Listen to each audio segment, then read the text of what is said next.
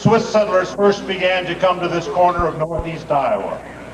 And from the moment they arrived, they suddenly felt as if they'd been somehow transported back to the land of their birth.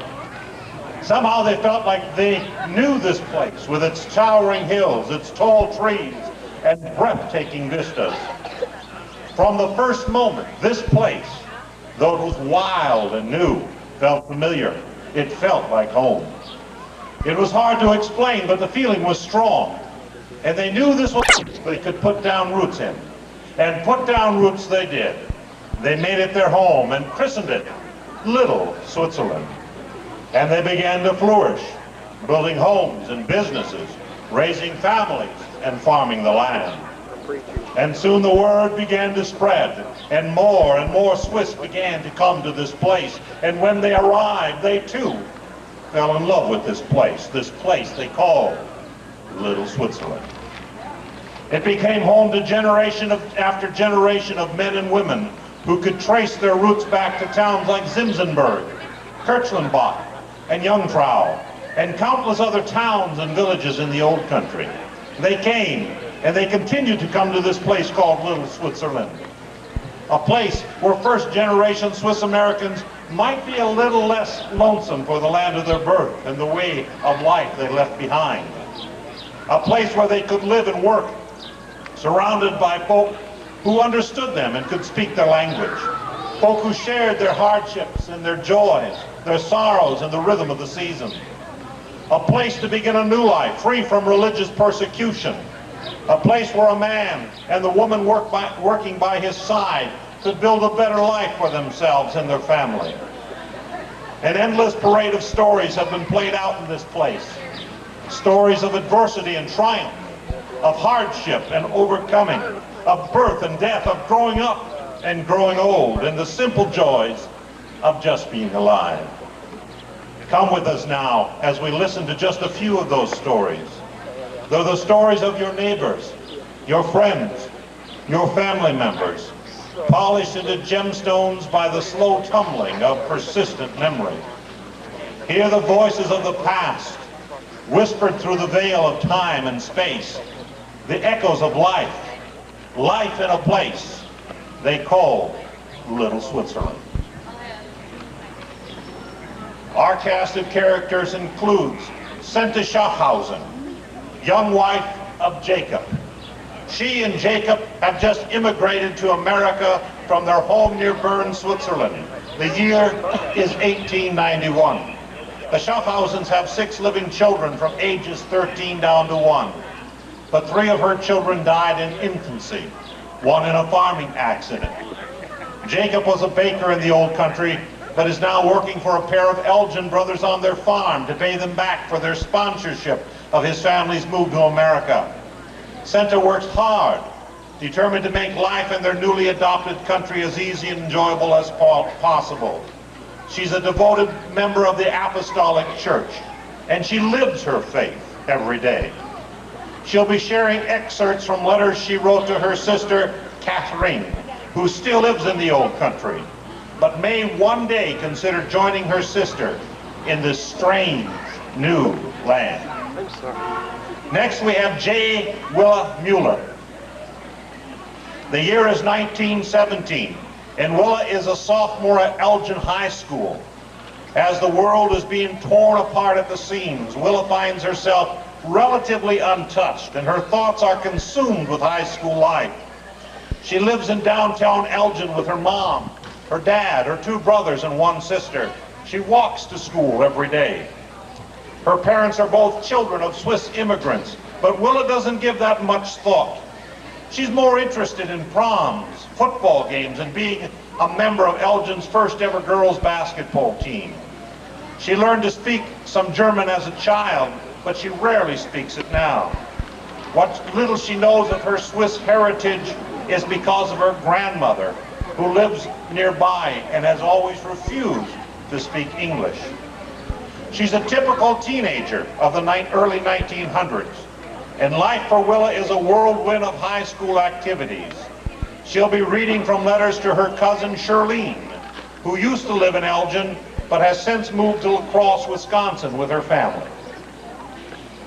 Then we have Emmett Baumgartner, a farmer, in 1931. The Dirty 30s, the period was called. A period of depression, low farm prices, drought, and hard times. Emmett's father and grandfather each worked this piece of land before him, and Emmett will move heaven and hell and earth to keep it in the family. He can speak and understand German, but doesn't use it much, except in the Apostolic Church to which he and his wife Sarepta belong, or to conduct business at some of the Swiss-run shops in town. While the world outside the window of their farmhouse slowly blows into dust, Emmett and his wife worked hard to turn their farm into an oasis of love and security for their children. The Baumgartners have 5 children still living. Like Senta Schaffhausen, the Baumgartners have lost several children at early ages, so they also know something about sorrow, but they also know joy, finding it among the simple things in the they have always called home. Share the ups and downs of his life through letters to his brother, Tug, who grew up on the family farm but went away right after high school to become a partner in a general store in Ohio. And finally, we'll hear from young Toon Leichner. Toon was named after his grandfather's favorite fishing lake in Switzerland, but Toon will never see the lake for which he was named, and chances are he never will. But it doesn't matter. Somehow he feels as if he knows the lake already.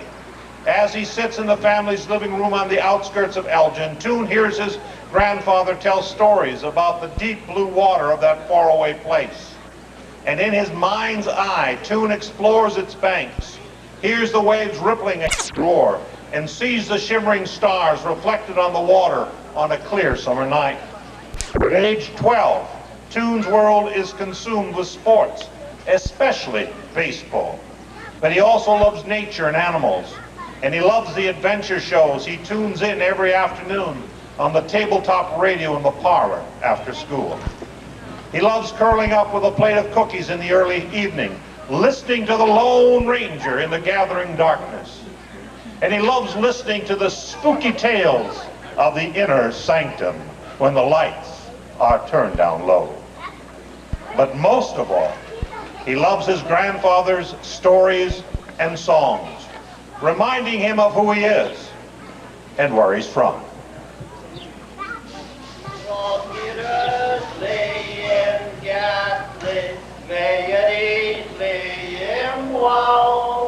When the wind of water, so sharp and sea foul, rosy gate from out of swelling gate in that, on Chelsea family of Sita, on Cornwall with the flat, on Chelsea family of Sita.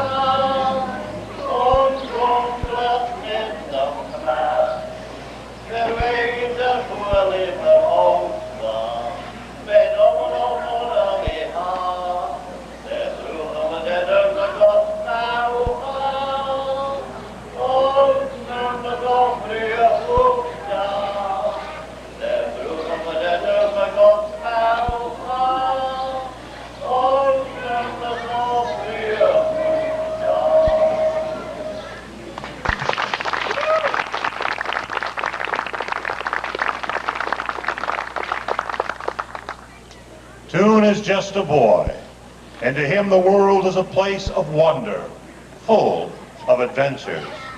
Yet the year is 1941, and Toon's world, like every other American's, is about to change dramatically and forever. His letters are to his grandma, Mausner, who lives in Oskaloosa, where his mother's family still farms. These are the stories of just 4 people, told over the course of 70-odd years. But there are thousands of other stories we could have used, taken from the countless people who've lived in this ancient land. Stories of Native Americans who lived, raised families, and buried their dead here for thousands of years before the white man came. Or stories of Norwegians who also came here in large numbers and have always lived peacefully alongside their Swiss neighbors. Or stories of roustabouts and railroad men, lamplighters and lumberjacks, merchants and midwives. We could never tell them all, but we will tell a few and offer a glimpse into the lives of just 4 people. People with hopes and dreams, with loving hearts that knew intense joy and soul-wrenching pain. People whose lives meant as much to them as yours does to you. So come with us now and take a short stroll through history, seen through the eyes of 4 people. People who once lived in this place called Little Switzerland. And maybe, just maybe, you'll see a little bit of yourself along the way.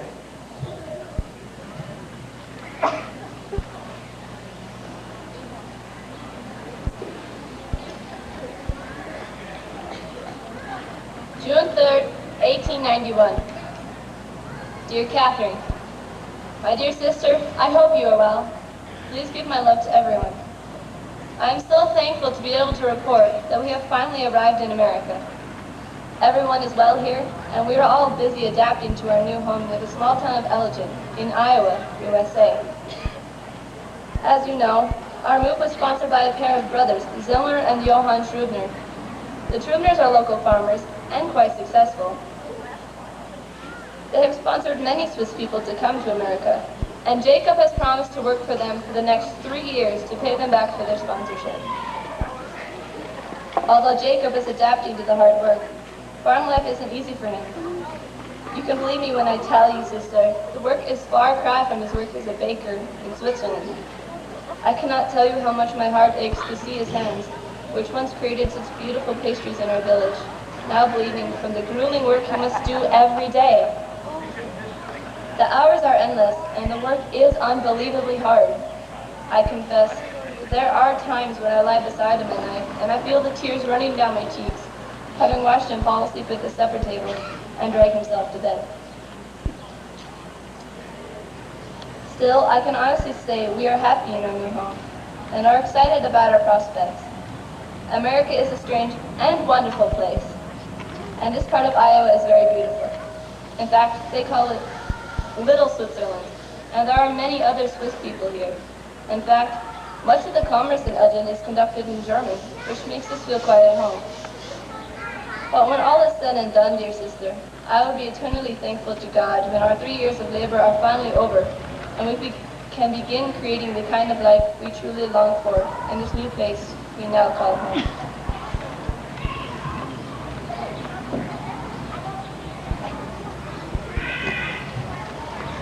It took the Schaffhausens 36 days to make the trip by boat from France to America.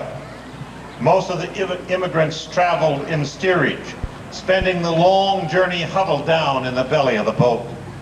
They were only allowed above board once a day to prepare a meal. Once, and only once, the ship's crew would start a fire, and all immigrants were expected to finish preparing their meal before the fire went out. Pity the poor woman who was late in getting her food over that fire, because there'd be no more fires that day. Latecomers either ate their meals cold or did without. Disease and hunger were their constant companions on their long journey to the New World. But in the America of 1891, a man named Dr. James Naismith was inventing a new game, designed to give board students something to do indoors during the winter. Naismith nailed a couple of peach baskets against the balcony of a gym in Springfield, Massachusetts, and told his students to throw a large ball at them. Once the ball was thrown into the basket, other students perched on ladders removed the ball and tossed it back into play. Naismith's game was to sweep the nation, named for the targets he nailed on the wall. It was called basketball.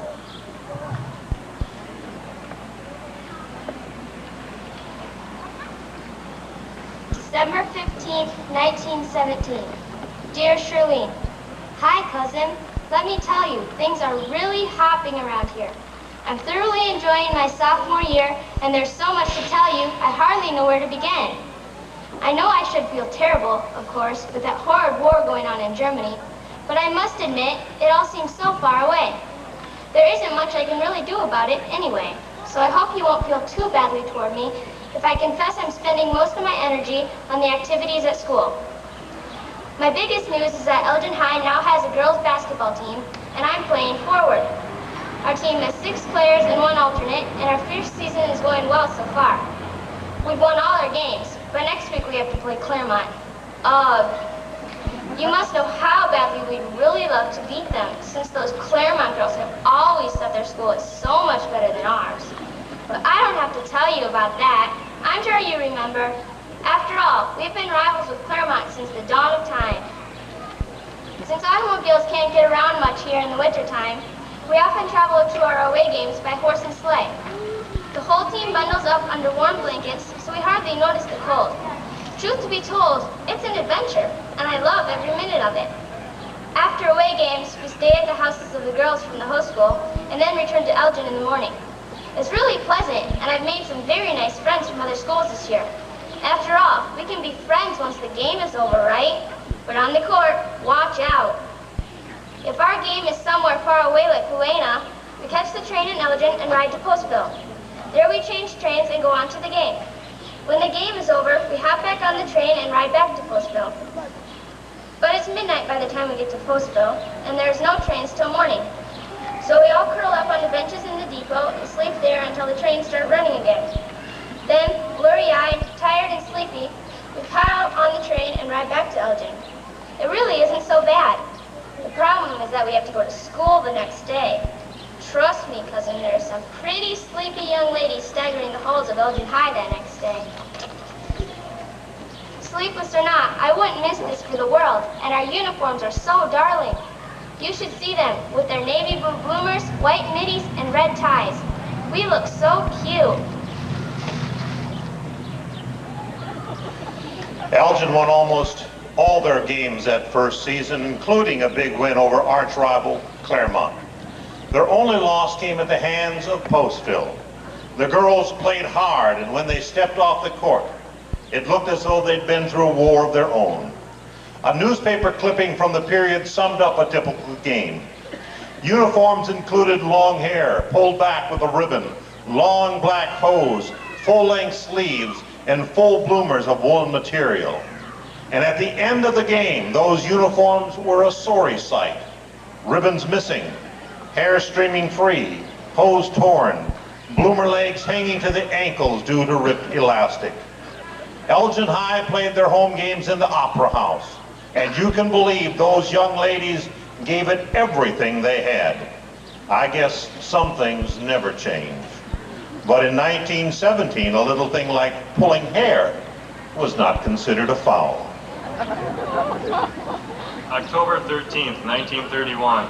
Dear Pug, well, big brother, I'm happy to report that all our corn is in, and I'm actually quite pleased, even though it was one of the worst crops we've ever had. We're so lucky to live in a place like Iowa, where our soil can weather a drought like that and still give us a crop. I know full well how thankful I should be to God that our dirt doesn't blow away in huge black clouds like the pictures I've seen of other farms in Oklahoma or Kansas. We've hung all the large straight ears from the rafters in the attic to dry. Remember how much we used to hate having to climb up that ladder and hang the ears? Pop pretty much had to force us to stay up on that ladder until it was all done. It seemed like forever before we had them all hung. Our rear ends got so sore and it was so hot up there, we were sure we'd pass out. We'd whine, "But Pa, we've already handled every one of these ears once." And then Pa would glare at us and say, "I'll handle your ears if you don't get back to work." You want to hear something strange? Now that I'm older, hanging those ears doesn't seem like it takes any time at all. Guess it's just one of the mysteries of growing up. Anyway, once they're completely dry, we'll pull them down and shell them into a bucket for next year's seed. Then all we can do is hope we'll do better next year. That's kind of the way it goes on a farm. You pretty much have to be an optimist if you want to be a farmer. At the end of every harvest, especially these days, you take stock of how you did and you wish you could have done better. Then you have the whole winter to think about whether you should do it again. But come the spring, when the snow is beginning to disappear You find yourself itching to get back into the fields again, and you tell yourself this year will be better. Swiss, Swedish, or Norwegian, it doesn't matter. It takes a certain kind of person to be a farmer. The word dumb comes to mind.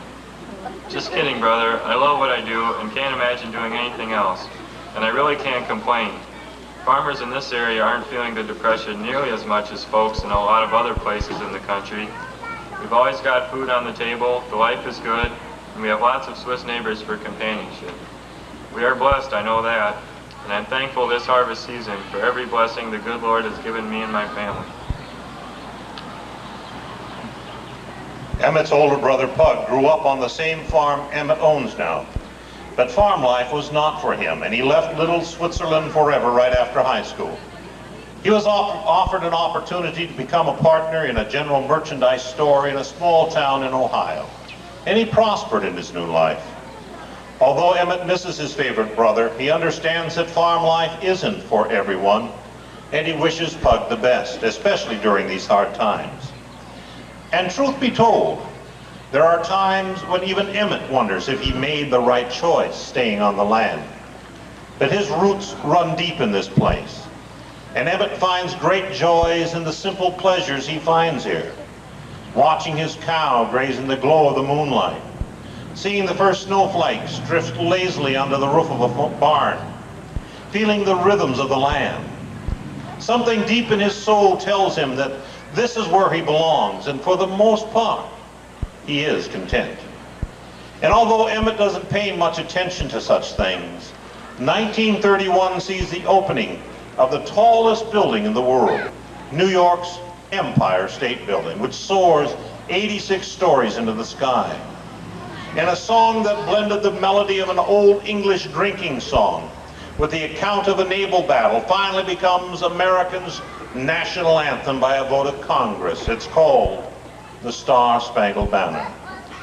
And in memory of the man who gave them to the world, all the lights in the country are turned out for 1 minute in 1931 in honor of Thomas Alva Edison, who died that year at the age of 84. But Emmett's world revolves around this little piece of Iowa land. He understands that farming never has been and never will be an easy way to make a living. But he also knows instinctively that there are people in this world who must remain a part of the land. For Emmett, that means this land, this ancient, beautiful land, in a part of Iowa they call Little Switzerland. December 11, 1941. Dear Grandma, I guess we've already heard that Congress declared war on Japan, Germany, and Italy too. I can hardly believe it. The war has finally come. I guess we all knew it would, ever since the U-boats hit the Kearney back in October. Even back then, I remember President Roosevelt saying, "We wish to avoid shooting, but the shooting has started, and history will record who fired the first shot." And that was bad enough, but when the Japanese hit Pearl Harbor on the 7th, boy, that was it. There is nothing else we could do. I mean, they killed 2,500 people in 2 hours. Unbelievable. It all makes me so mad. I don't know what to do. I know I'm only 12, but if this war is still going when I'm 17, I'm going to beg Dad until he lets me join the army and help whip those guys. They sure deserve it. And did you happen to hear Burns and Allen on the radio last night? They are so funny. It's hard to believe Gracie can be so dumb. I don't know how she managed to find her way back home when she goes shopping. And still, I love their show, if for no other reason than the fact it helps take my mind off the bad stuff that's going on in the rest of the world, at least for a little while. Has your cat had her kittens yet? In his youthful way, Toon sums up the way the entire world is feeling. Shock and disbelief are the bywords of the day. Ask anyone who was alive on December 7th, 1941, when the attack came at Pearl Harbor. Nearly every one of them can tell you in exact detail where they were and what they were doing on that terrible day. Even after all these years, the memories of that day lingers clear and strong. And though he'd like to, Toon will never get a chance to fight in the war, but that doesn't mean he won't be involved. In hundreds of ways, Toon will join with all Americans in working to bring the war to a conclusion. For truth be told, World War II was won just as much by the effort of those left behind, left to wage the battle on the home front, as those on the front line. Meanwhile, Toon is a typical boy, youth suspended on a gossamer thread against a blue summer sky. He can tell you the Yankees beat the Brooklyn Dodgers in the World Series that year, 4-1.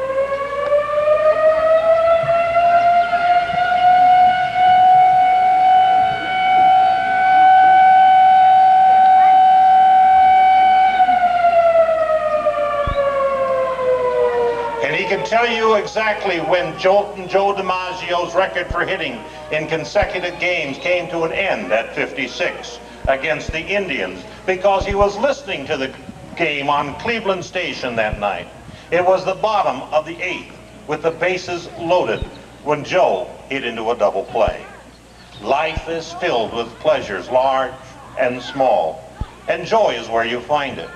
And war or no war, life for a boy goes on no matter what may be happening in the rest of the world. That's the way life is, after all. The way life will always be.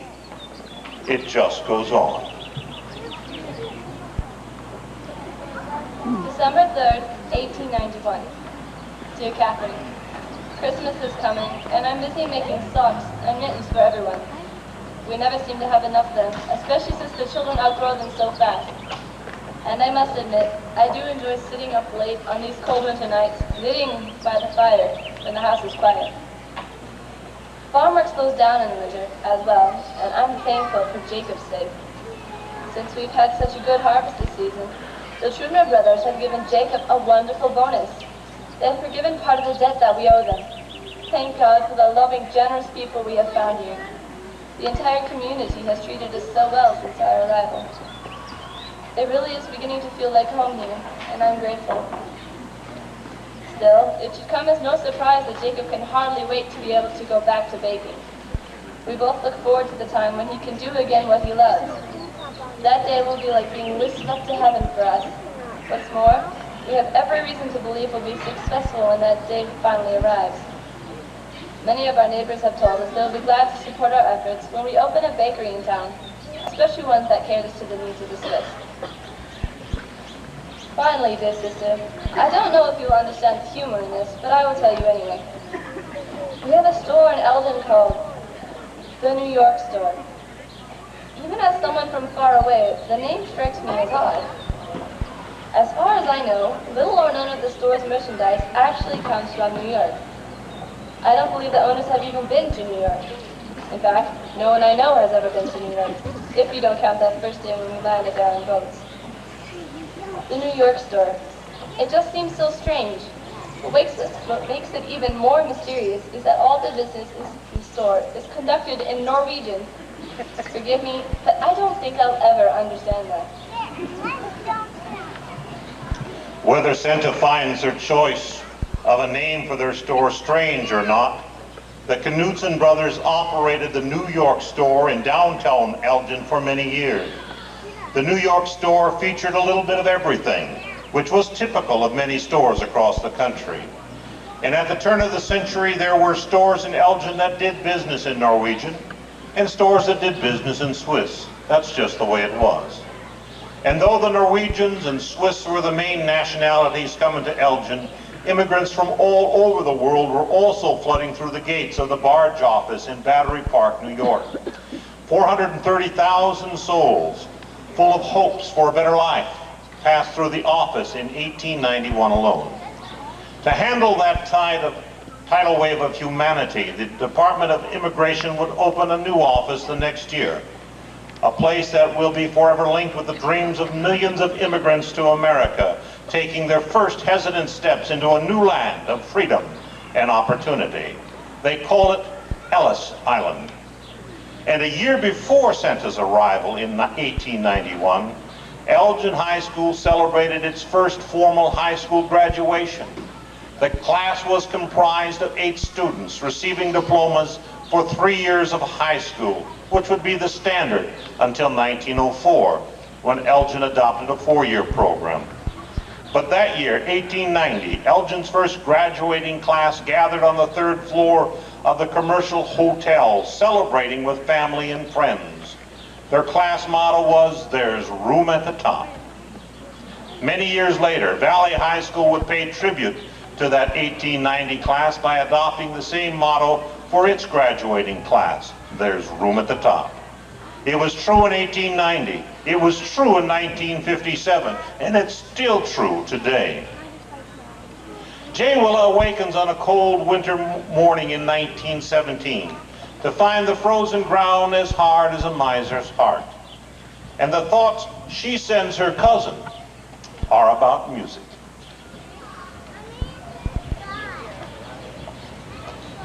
December 28, 1917.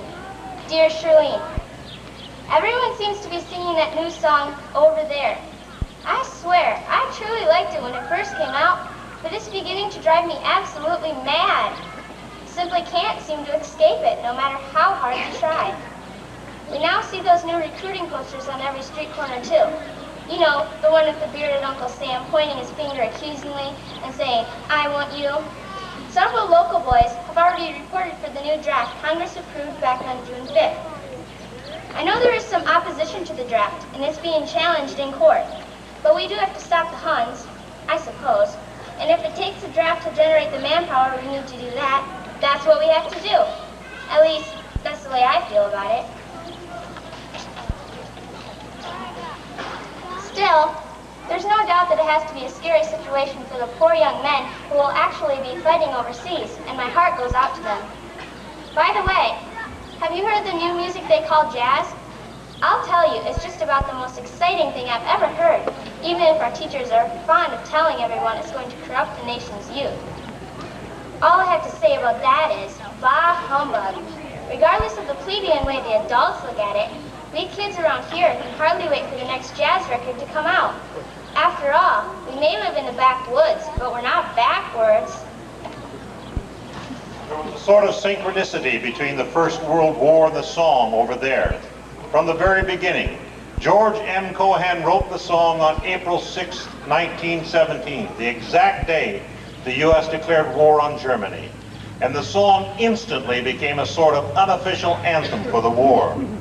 Cohan had written other patriotic songs, including Yankee Doodle Dandy, but none of them would ever be so entwined with a particular place and a particular time as Over There. When declaration came to a vote on the floor of the House of Representatives, Jeanette Rankin of Montana, the nation's first woman congressman, voted against it. With a tear running down her cheek, she told her fellow congressmen, "I want to stand by my country, but I cannot vote for war. I vote no." On June 5th, Congress passed the Selective Service Act, requiring all young men between the ages of 21 and 30 to register for the draft. 6 months later, a challenge to the constitutionality of the draft went all the way to the Supreme Court before it was declared legal on January 7, 1918.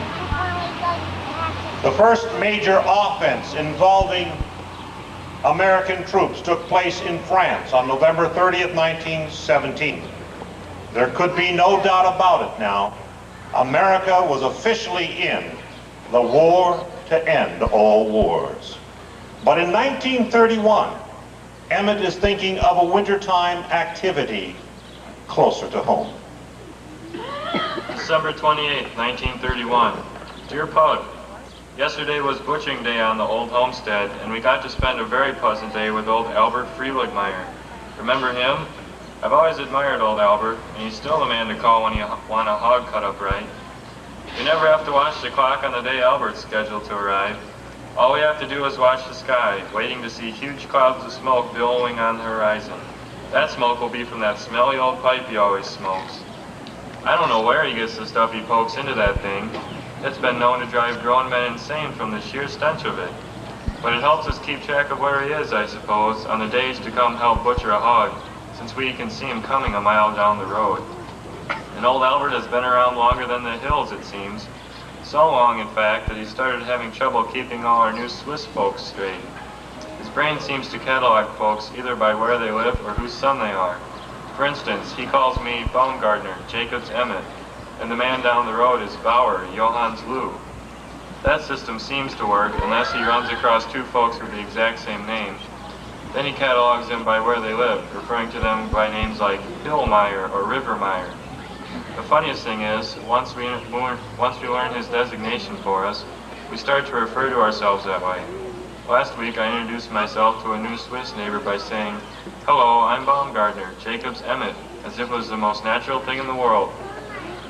Even as eccentric as he is, it's a joy to watch old Albert work, because he really knows what he's doing. But he does tend to get impatient with the kids when they get in his way, even though I can't blame them for wanting to watch. After all, it isn't every day you get to see a 400-pound hog strung up, boiled, and turned into pork chops.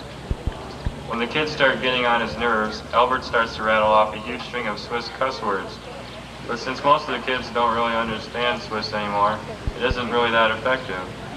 I wondered about it, so I asked him, "Albert, why don't you swear at the kids in English? They'll mind you better that way." But he just smiled and said, "Oh, I don't really mind. Anyway, I can cuss better in Swiss." Old Albert seems to do almost everything better in Swiss. If he doesn't know the exact English word for something, he'll make one up. For instance, if he wants a small can of something, he'll ask one of the kids to go fetch him a can leaf. Or if he needs a small box, he asks for a box leaf. And when the kids really get to bothering him, he threatens to give them a bratching. As far as I can tell, that means he's going to get a branch off the willow tree and give them a britching, a whipping. Luckily, none of the kids has had to find out if I'm right about that. Of course, you know, the old joke about using everything on the hog except the squeal is true. We even use the fat to make soap. We may not have money, but I try to appreciate all the blessings we do have. We never go hungry. I thank God every day that we have as much as we do, especially when so much of the country is having to do without. In 1931, much of the country is indeed having to do without, suddenly finding themselves caught in the iron grip of the Great Depression. It's a time of frustration, a time of fear, a time of no jobs, a time when men stand in lines all day waiting for a loaf of bread to take home to a hungry family. Americans stand by, powerless to change their situations in a year which will see more than 800 banks close their doors. Pain and confusion paralyze the nation. Suffering and hardship are constant companions. And in 1941, Toon is also beginning to learn a little bit about fear, even at the tender age of 12. His brother Bern comes home one day and announces he has just joined the Army. December 30th, 1941. Dear Grandma, well, Bern left today for basic training in Chicago. I guess they're going to train him to speak Japanese so he can interpret when he goes to the Pacific. I think he's lucky, but I felt bad when both Mama and Daddy cried at the train station when I saw Bern off for Chicago. Maybe they're afraid he might not come home again. But before he left, he bent down on one knee and promised me he'd be back. And Bern always keeps his promises. Our teacher says that what our boys are about to do is important if we want the world to be safe for democracy. So we can't let the Nazis and the Japs overrun the world. So the country needs young men like Bern to fight for freedom. Of course, I know she's right, but sometimes I wonder why a young man like Bern would sign up, leaving his wife to take care of their baby and the new one that's on the way. I may be only a kid, but it's still hard to understand. Did you hear there's going to be a television network pretty soon?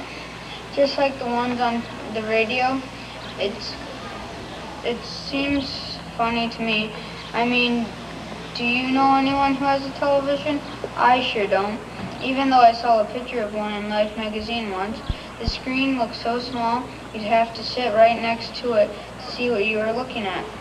It's hard to believe a thing like that will ever take place of the radio.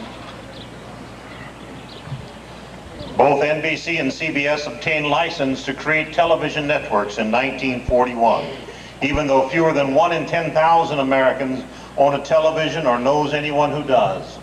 But although Toon finds it hard to believe, TV will one day be king. TV actually made its debut at the New York's World Fair in 1939. And 2 years later, NBC's license calls for the network to broadcast at least 4 hours of programming a week. But NBC says they'll do better than that. They plan to broadcast at least 15. Although CBS quickly follows suit, announcing a network of their own, the outbreak of World War II will put both networks' plans on hold for the duration. And as a new year dawns for Senta, she's learned that not all wars are fought on foreign soil. Sometimes the hardest battles take place in your own backyard. February 9th, 1892. Dear Catherine, sad news today. Little Jacob has died. He was sick with a fever for so long after having fallen from the haymow. He must have broken something inside, as we could never find any sign of injury on the outside. If I could just have seen the enemy, perhaps there would have been something I could do. The doctor felt the same way. All he could do was try to make my little Jacob comfortable. I've never felt so powerless. Then, 2 days ago, while I sat rocking him in my arms, he simply stopped breathing.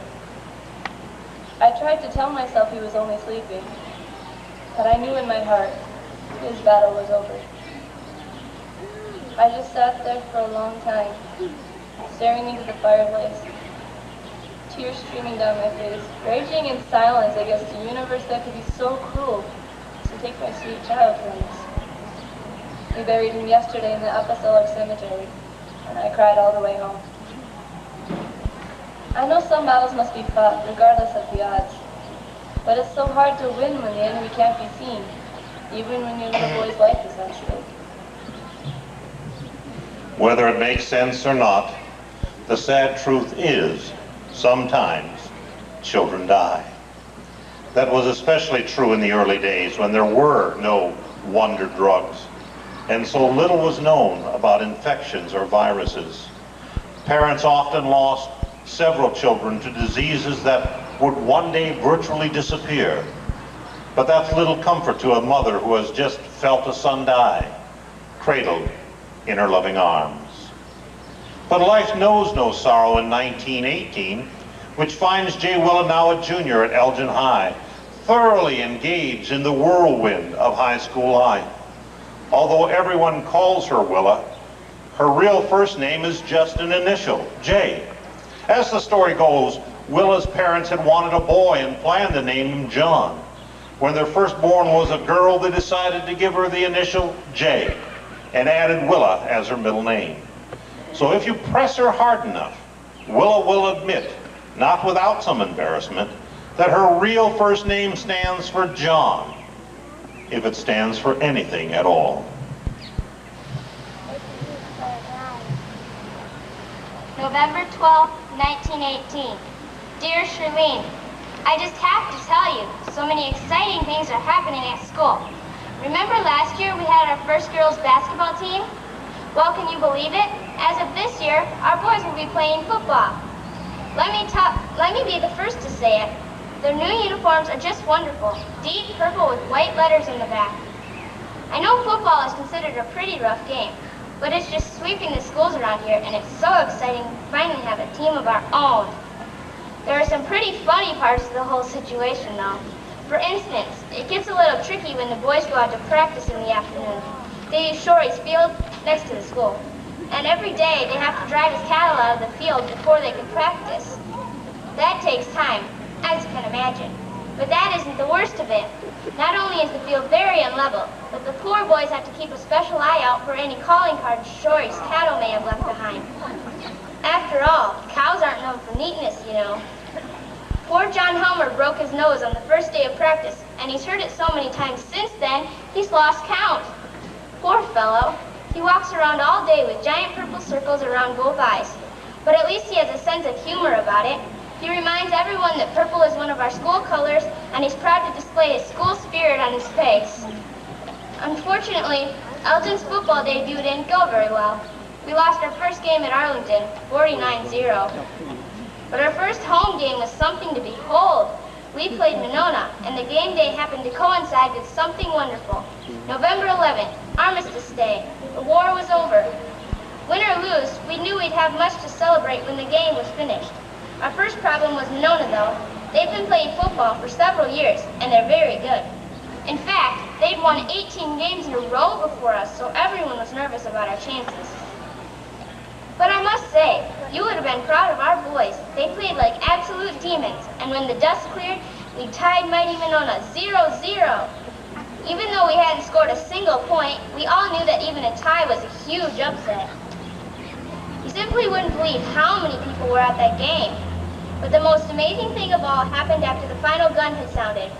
The raw emotions of a hard-fought game, compounded by the end of the Great War, suddenly swept over the entire crowd, and everyone was jumping up and down on both sides of the field, hugging each other and crying. Suddenly, the wonderful realization washed over us. Peace had finally returned, and all could once again be right with the world.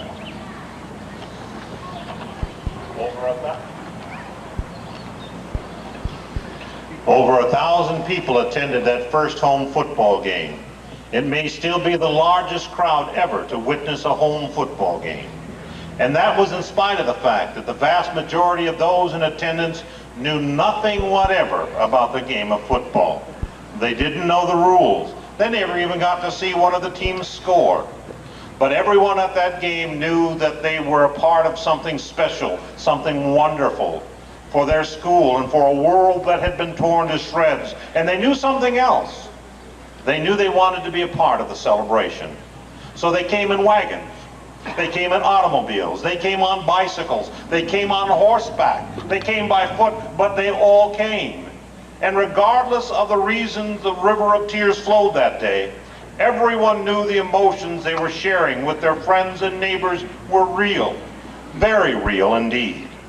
For some, there was the hope that the end of the war to end all wars would finally allow them to reclaim their old lives, especially the Swiss. Since many of them spoke German, the Swiss had suffered from suspicion and distrust during the war, just as they would in the next great war. They were discouraged, even forbidden to speak German on the phone or in school. And they sometimes walked out of their homes to find their front door stained yellow from paint-filled eggs, thrown in anger and frustration by their neighbors. It was one of their darkest hours, but they persevered, just as the Swiss have always done.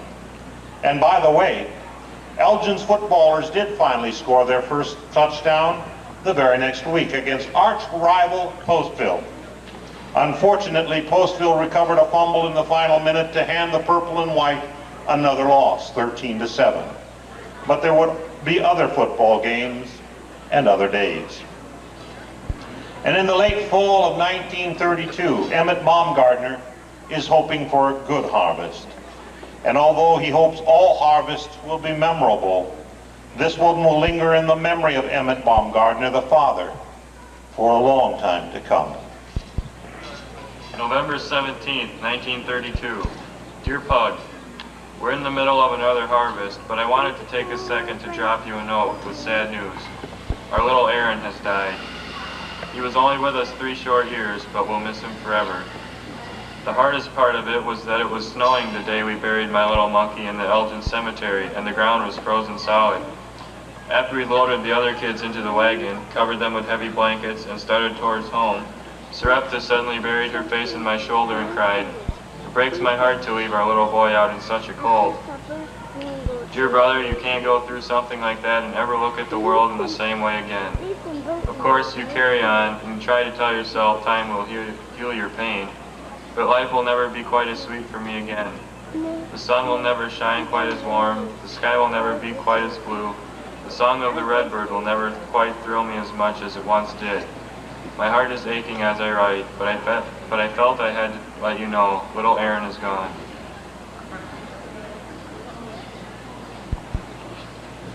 The local grave digger of that day will tell you the average grave is 8 feet long, 38 inches wide, and 5 foot 10 inches deep. It takes 5 hours to dig by hand. The grave of a 3-year-old takes less. A layer of ice covered the snow on the way home that day, like sugar glaze on a bundt cake. And back home, after the children were safely tucked in their beds, Emmett and Sarepta sat holding each other on the couch, listening to the cold, knifing wind complain at the window. The Baumgartners will know the pain of losing 2 more children before their lives together are over. Twice more they will cry. Twice more they will grieve. Twice more they will ask God why he has taken a child away. And twice more they'll try to make sense of the greatest loss a parent can ever know. And twice more, as Emmett says, they'll try carrying on as best they can. In 1942, the situation on the home front is also growing more difficult. On January 1st, the Office of Production Management bans the sale of new cars and trucks, meaning that even those who could afford a new car won't be able to buy one. Of course, there is no gas available to run those cars anyway. June 11, 1942. Dear Grandma, it looks like we're finally making some progress in the war, huh? After our boys lost battle at Bataan and Corregidor, things are looking kind of bleak. But now that we've won a battle at Midway, maybe things will start to turn. I sure hope so. Guess what? We've got a new phone system here. There are 10 people on our party line, and they all have a certain ring so everyone knows when they're supposed to pick up. Our ring is 2 short and 1 long. The funny thing is, most people will sometimes listen in while other people are talking, since they could tell by the ring who was getting the call. The poor Swiss people need to be very careful not to speak German, though, since no one knows if they're talking about military secrets or stuff like that. I feel kind of sorry for them, especially the old folks who can't speak English very well. Have you ever heard the Kansas City Nighthawks? They play jazz and I really like their music. I heard them one night while I was listening to the Kansas City Star station on the radio. I love Amos and Andy too. Besides Burns and Allen, I think they're my favorites. I just love the way the Kingfish is always getting the best of Andy. And somehow Andy just never learns, so I guess he deserves what he gets. It's always funny just the same. Although the operation is a closely guarded military secret, the first wave of soldiers will land in France in 2 short years. Once on the beach, they will begin taking their first steps towards the eventual victory over the Nazis. On the home front, the St. Louis Cardinals defeat the New York Yankees in the World Series 4-1. Casablanca and Road to Morocco are big at the box office. And Glenn Miller's Chattanooga Choo Choo becomes the world's first gold record, selling 1 million copies. In May, the government allows Americans only 1 pound of sugar every 2 weeks and 25 gallons of gas per month. But it's only the beginning. More and more items will be added to that list as the war rages on. And in 1892, Santa is beginning to think about a new arrival. August 20th, 1892. Dear Catherine, I'm happy to tell you that we have a new little girl. We've decided to call her Catherine, after you. I know you'll be pleased. She's a beautiful baby with a sweet disposition, and she never fusses or cries, and has slept through the night from the very beginning. After our loss last winter, we thank God that baby Kate has chosen to bless us by becoming a member of our family. I went into labor on Tuesday afternoon while picking peas in the garden. Rena, the local midwife, came to help with the delivery, and everything went smoothly. Now Rena will stay for about a week to 10 days while I regain my strength. It's so nice to have her here to help out. She watches the children, cooks the meals, and even tends the garden. There are times when I honestly think that the household actually runs better when Rita's in charge. You should see our larkspurs, hollyhocks, and mignonette. They're so beautiful, and I love looking at them from my bedroom window. Just seeing them makes me feel stronger. As an added incentive, Jacob has told me that if I'm up and around in time, he'll take the whole family to the Opera House to see a play. A theatrical troupe called Huntley's Players is coming to Elgin next month to do Uncle Tom's Cabin. I'm looking forward to that. So life is looking brighter again for your relatives in America, sister. And I hope everything is well with everyone back home. For generations of Elginites, the Opera House was the focal point of their cultural lives. Something was always happening there. Over the decades, the Opera House played host to professional theater companies, silent movies, school functions, card parties, basketball games, and much more. There are pool tables in a billiard hall in the basement. But that grand old building saved its most amazing spectacle for last. On July 4th, 1951, the Opera House played host to the greatest fireworks display in Elgin history, burning to the ground, never to be rebuilt. In the ashes lay the end of an era, and a link with Elgin's past was lost forever. And in September of 1918, Jay Willa has also seen her hometown in flames. November 20th, 1918. Dear Charlene, you simply will not believe what has happened.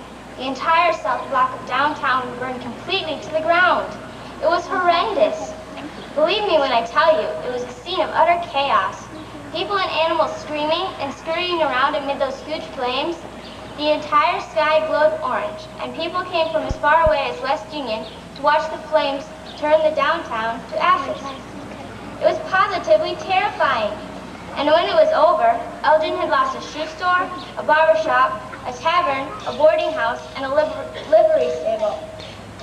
Strangely, it's possible that some good will come out of such a dreadful incident. There's a plan afoot to turn their full block into a city park, so perhaps some good will rise, like the phoenix, from the ashes of our town. There was a funny incident associated with the fire, though. We had a storekeeper who owned the shop in that block who simply loved to hoard his money. He was a regular Mr. Scrooge, and he refused to trust his money to a bank, so he kept all his money in a big bag at the back of the store. I'll tell you, I'll never forget the look on his face as he stood there in the glow of that raging inferno, wringing his hands and muttering to himself. You could just see his soul being torn apart, grieving the loss of all that money. Well, even though it took several days, the embers finally died down.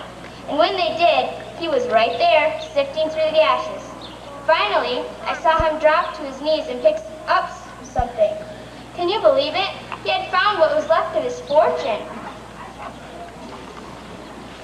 Unfortunately for him, though, all his precious gold coins had been melted by the fire and were now all fused together in one huge lump.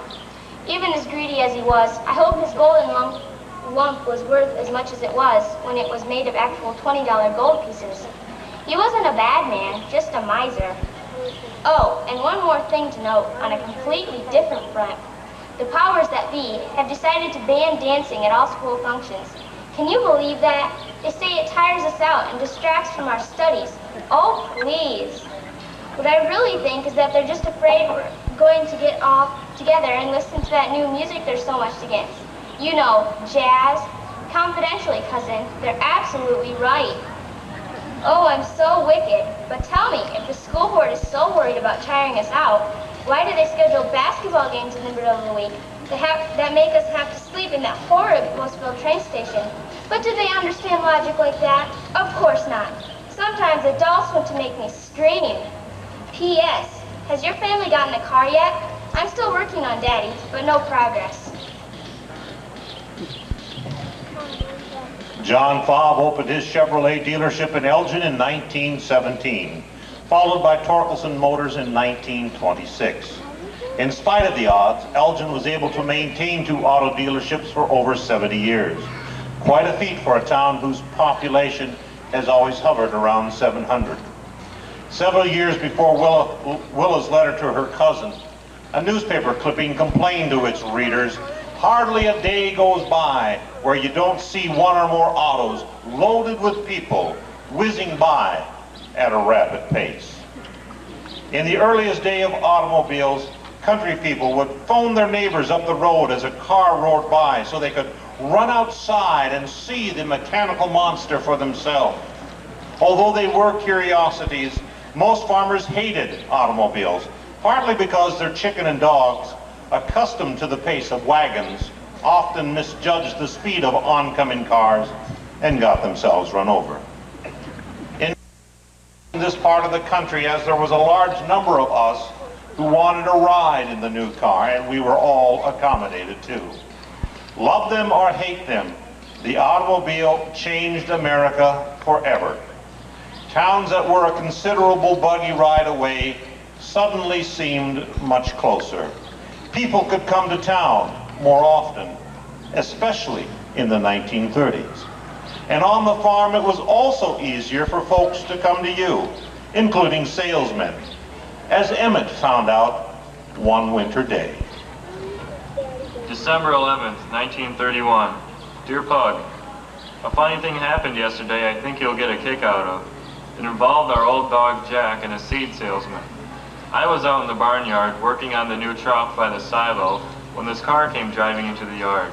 I wasn't in the mood for visitors since it was cold, and I just wanted to finish up so I could get back inside and warm up. This guy got out of his car, walked across the yard, and started into his sales pitch, trying to convince me to try this new hybrid seed he was selling.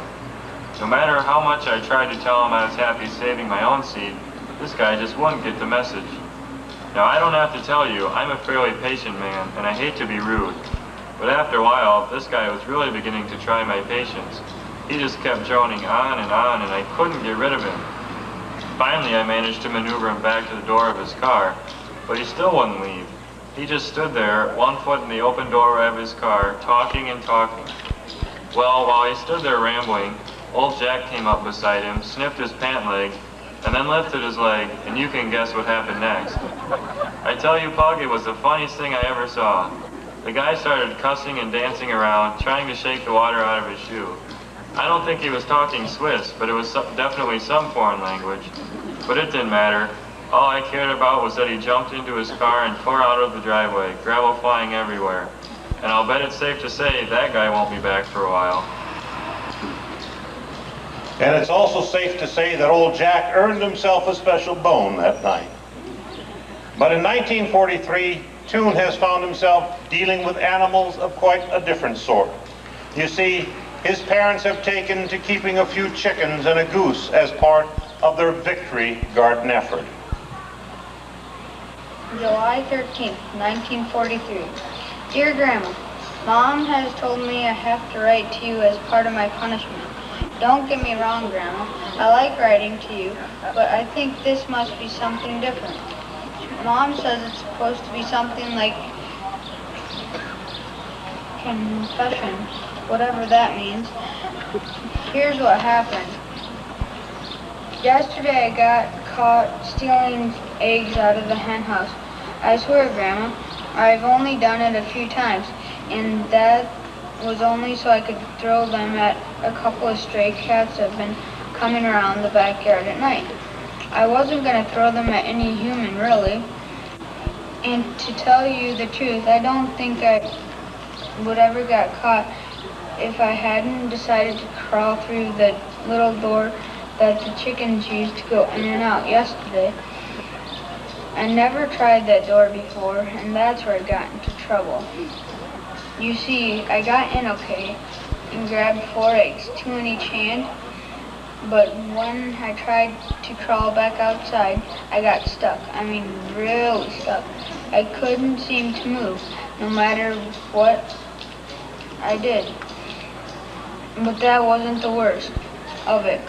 While I was stuck there, my front half sticking out of the chicken house holding 2 eggs in each hand, and my back half still inside the chicken house, when Mom walked out the kitchen door and caught me red-handed, so to speak, well, she never said a word. She just turned around and went right back into the house.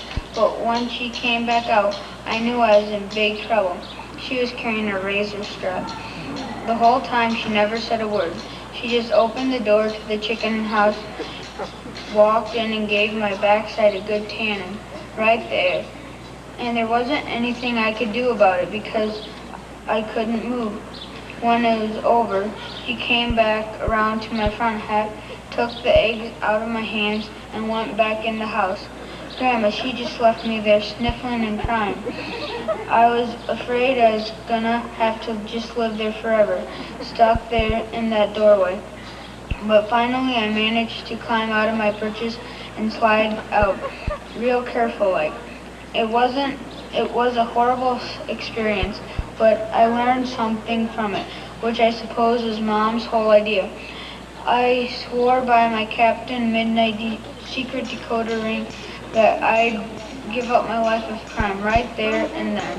And I meant it, too, from the bottom of my heart. Chickens notwithstanding, it was the goose that most complicated Toon's life that summer. It made a simple walk across the backyard an exercise in terror for a young boy. The goose would lie in wait for Toon to walk by. Then 25 pounds of raging white feathers would pounce on him and take a piece out of his rear end. After a few tearful episodes, Toon's father finally took pity on his black and blue son and turned that mean goose into the main course one Sunday night. September 22nd, 1892. Dear Catherine, we had a huge baptism last Sunday night by the Turkey River, and it was a wonderful, uplifting experience. Over 40 people were baptized that day, and our church just keeps getting larger as more and more Swiss people move into the area. The Lord is truly blessing our congregation, and it is such a joy to be a part of His holy work. A little voice set the tone for the entire proceedings, though, and it made the event that much more joyous. The first woman to be baptized was a young woman, with a little boy, about 3, and a tiny baby. As she waded out to meet the pastor, she left the little boy in the bank, standing barefoot in the shallow water next to his father. As the little boy took the woman in his arms and began to lay her backwards into the water, the little boy started crying out in German. Well, the entire congregation smiled, and it made the rest of the ceremony that much more wonderful. Everyone was smiling and laughing, and I'm certain the Lord was smiling too, to see such a joy in His hearts of His people.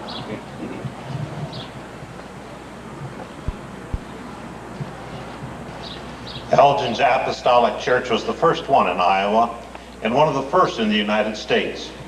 On Sundays, some church faithful walked 10 miles or drove horse and buggies 20 miles to join their neighbors in praising the Lord. Members brought their lunches and ate in a separate wing of the church between the morning and afternoon services. There were some people who obviously came only for the food. The congregation called them coffee potters. But in the true spirit of fellowship, they were always welcomed with open arms. Apostolic pastors were chosen from the congregation and had no formal training. One of the early pastors was a blind man named Jacob Gehring. He lived about a mile from the church and walked to meeting on Sundays with the aid of his cane. When folks stopped to offer him a ride, Jacob always politely refused, saying he preferred to walk, trusting in the Lord to guide his steps. In church, Jacob encouraged someone from the congregation to read the scripture for the day, and then he'd add his insights. Throughout the years, many lives were touched by his words. Miracles are where you find them in this world, and Jacob proved a man could see beauty all around him, even without the benefit of his eyes. And in 1918, Willa has discovered God sometimes uses ordinary people to teach extraordinary lessons on the power of potential. December 3rd, 1918. Hi, cousin. I simply must tell you about my friend Marguerite. She's truly a marvel. She graduated from Elgin last year and has just finished business school and gotten a job as a secretary in West Union. She was the fastest typist in her class and has beautiful penmanship and is one of the most talented seamstresses you will ever meet. Not that remarkable, you say? Think again, cousin, because Marguerite was born with only one hand. The things she has accomplished already in her young life amaze me, and she'll always be one of my greatest inspirations of my life. I suppose it just goes to show what a person can do if you take the gifts God has given you and set about using them to the best of your ability. There's no doubt Marguerite has done just that, and I can only hope to be half as successful as Marguerite, even using two good hands.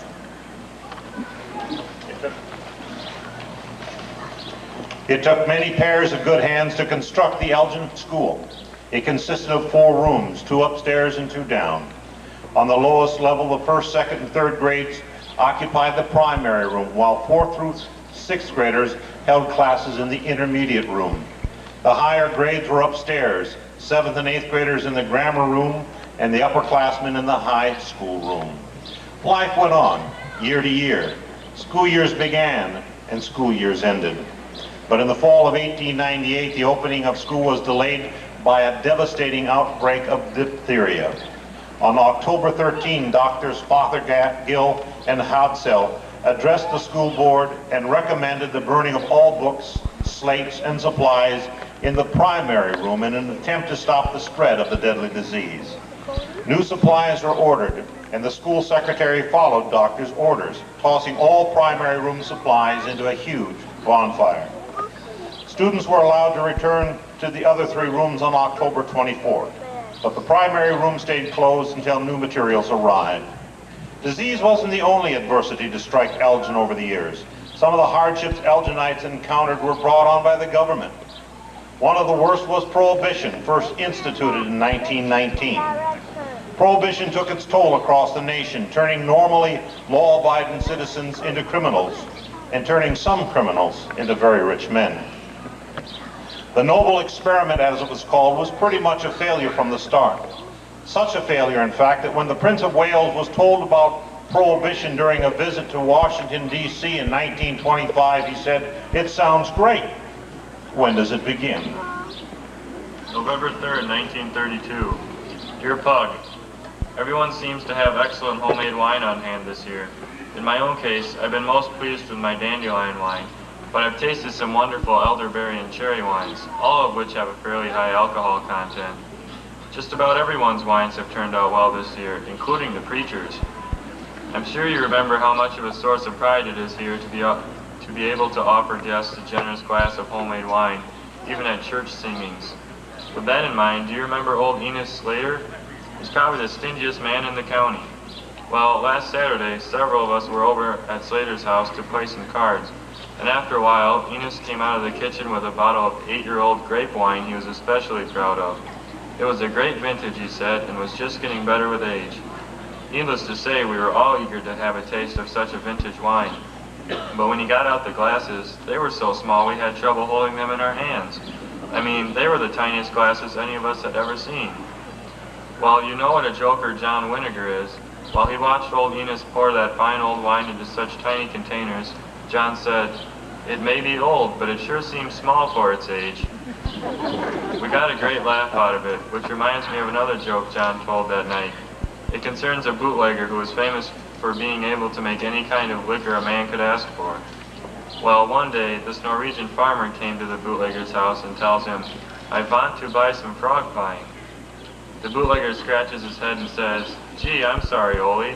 I'm fresh out of frog wine, but I've got some excellent squirrel whiskey I can sell you." Well, Ole turns around to leave and says, kind of over his shoulder, "No thanks, I don't want to climb trees. I just want to yump around a little."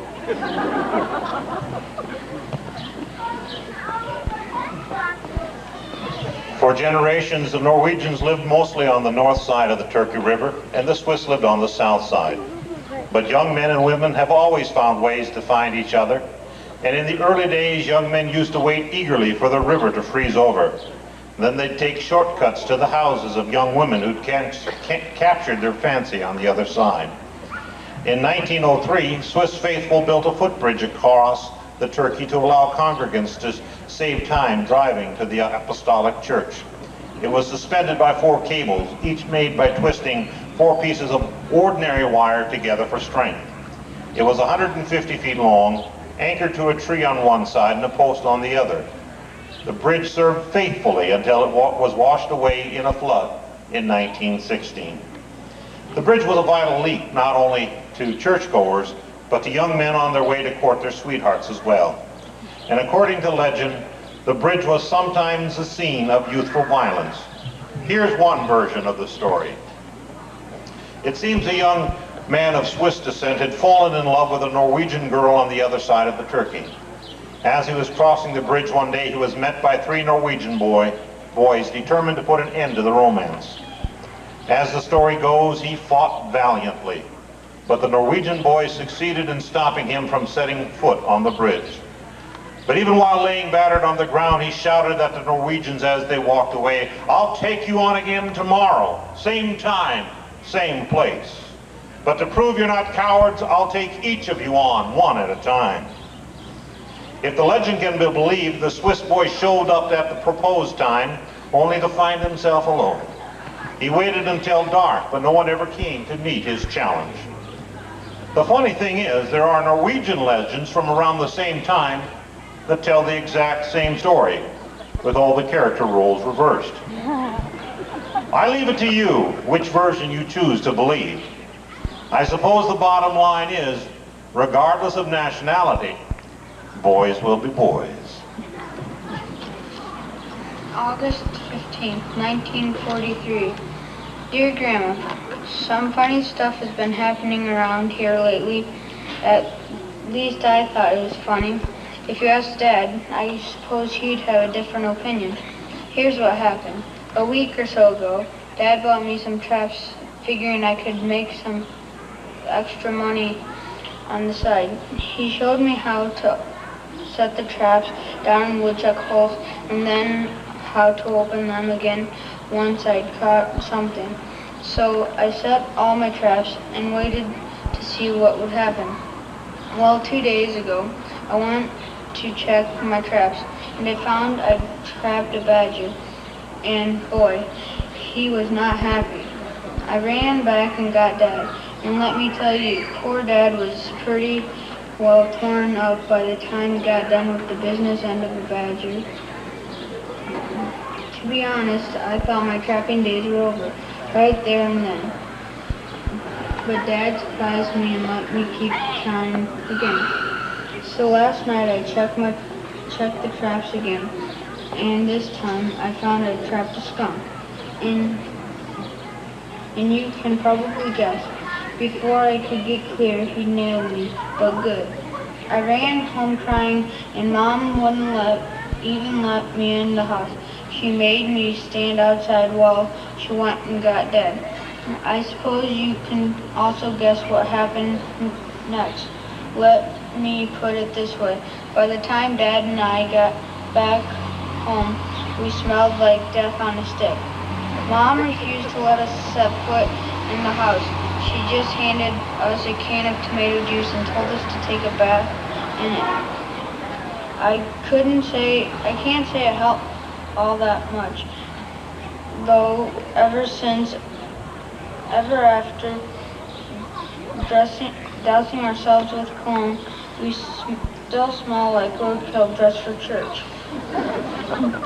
Well, that pretty much ended that. Mom gathered up all the traps, and I haven't seen them since. And Dad hasn't mentioned them, so I guess I won't either. I hope this letter doesn't smell too bad. I think we're finally starting to air out, little by little. Ah, yes. The critters were here before we were, and they'll still be here when we're long gone. It's always been a battle of wits between man and the animals. In the early days, those battles often were waged over control of some of man's most important places. One of those places was politely known as the necessary room. Some of you will remember it by another name, the outhouse. October 4th, 1892. Dear Catherine, we lost our necessary room last week in a huge windstorm. I suppose it got blown clear to Fayette, but I really didn't mind since it was looking pretty shabby anyway. It gave us a chance to build a bigger and better one with 3 holes of different sizes, sort of like the 3 bears. Now I don't have to worry so much about little Sasha. Jacob made lids for each hole, which makes it look a lot neater. I put up curtains and a small strip of carpet on the floor. Then I papered the walls with scenes I'd cut out of magazines. With a nice new stock of Sears and Words catalogs, it's really quite nice. I even planted flowers along both sides of the path to make the walk more pleasant. That works fine in the summer, of course, but there's really nothing I can do to make that walk any warmer in the middle of winter. Then something unexpected happened. A variety of animals and insects have also decided they like our new building. Ever since it was finished, we've done battle with spiders, woodchucks, skunks, and I even saw a porcupine come out from under there one day. Can you imagine the kind of havoc a porcupine could cause? I shudder to think about it. I know Jacob is trying his best to critter-proof the building, but so far it seems to be a losing battle. I hope he thinks of something soon, though. It's becoming quite a nuisance. We've said it before, but it's no less true. There are some battles in life worth fighting. It's up to each of us to choose which one they are.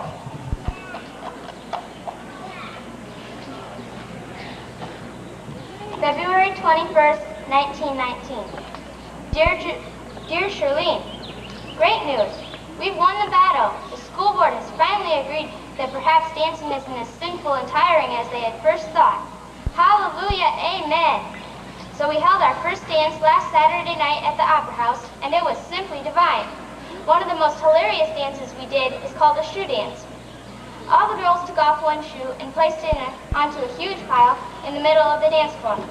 Then we all went back and sat down. When the principal gave the signal, each of the boys raced out and grabbed a shoe. Then they were off in a frantic search for the girl whose shoe matched the one they were holding. It was great fun, and everyone rolled on the floor with laughter to see everyone scrambling so. I'm hoping this is just the beginning of many dances we'll attend before graduation. And I can tell you truthfully, that dance didn't even come close to tiring us out compared to our basketball trips. I was home and in bed by midnight, dreaming of the fun we had. It's a wonderful time to be alive, and I wouldn't have missed it for the world. Our stories could go on and on, of course. Even the lives of the 4 people we've visited so briefly will go on and on. After all, that's the nature of stories and of lives. But perhaps we should leave you with Willow's words in mind. It's a wonderful time to be alive, and I wouldn't have missed it for the world. And it is a wonderful time to be alive. So was 1891, so was 1917, so was 1931, and so was 1941. So is this time, this little moment right here, standing right where you are. The stories of Senta, J. Willa, Emma, and Toon were composites of many lives, of course. But they were based on real events and real people, people whose lives spanned only a tiny slice of Elgin's long history. Will Senta's sister ever join her in the new world? Will J. Willa graduate near the top of her class? Will Emmett save the farm from the dark days of the Depression? Will Toon's brother Byrne return from the war? I tell you a secret. I don't know. But isn't that the nature of life? Life just keeps going on, writing new chapters. People enter our lives, people go away. And does anyone really live happily ever after? We'd like to think they do, but truth be told, most of the time we'll never know. All we really see are tiny glimpses of other people's lives. And if we're wise, we'll learn to sit back and enjoy those glimpses, knowing we'll probably never know how their stories will end. Appreciate the joy while it's in front of you. Thank God for bringing it your way. And then move on. Perhaps that's what William Shakespeare meant when he wrote, "The play's the thing." After all, isn't it really the daily unfolding of our lives, scene by scene, act by act that makes life worth living. And as that play unfolds, the important thing, as Emmett told his brother Pug, is that we carry on. No matter what happens, we stand up tall, we put on our bravest face, we move on, looking forward to the next act. And you know, now that all of our speeches are over and the curtain is set to come down on our little play, it doesn't really matter if you're Swiss or simply wish you were. What matters is what you do right now, when you get up, when you go home. Will you choose to live happily ever after? It's your choice. And that's the greatest thing about life after all. It is your choice. Thank you for sharing our letters, our laughter, our sorrows. May your life bring you joy as you do your part to add new chapters to the story of Elgin, a little town nestled among the hills, a beautiful place, a wonderful place, a place we call Little Switzerland. I'd like to take this opportunity to thank you for your coming here tonight. Wish you a good night. I'd like to ask you also to sit around for a little bit. Harry's going to sing again, and then the members of the play are going to pass amongst you to collect a free will offering that will benefit the library. Gott ist die Liebe, liebt auf mich. Gott ist die Liebe, liebt auf mich. Darum sag ich noch einmal, Gott ist die Liebe, Gott ist die Liebe, liebt auf mich. Das ist alles, Dankeschön.